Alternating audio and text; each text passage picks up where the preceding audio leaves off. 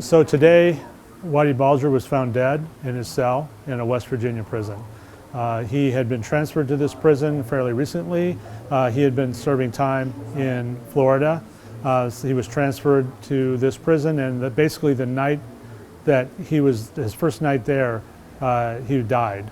There are reports that he had been killed, and we're seeing a lot of those reports. Federal authorities have not confirmed that as of yet, but they are investigating the death. He had been serving life terms in prison since 2013 when he was convicted of 11 murders. So Whitey Bulger was a notorious Boston mobster. He was headed up the Irish gang known as the Winter Hill Gang.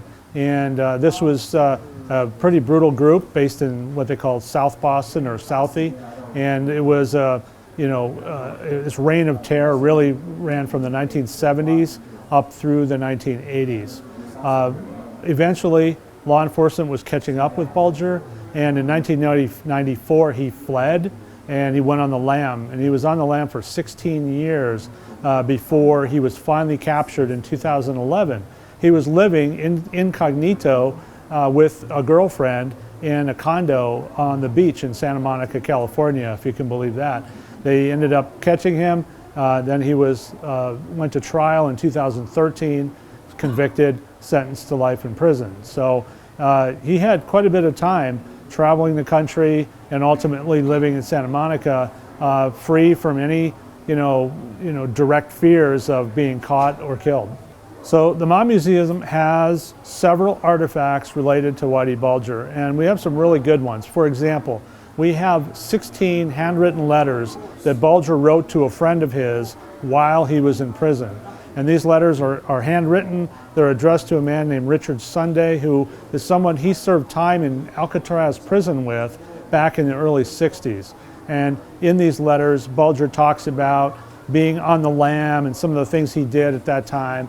He talks about Alcatraz and some of his experiences there. It's very revealing about, sort of Bulger's looking back at his life and what he thought of the things that happened.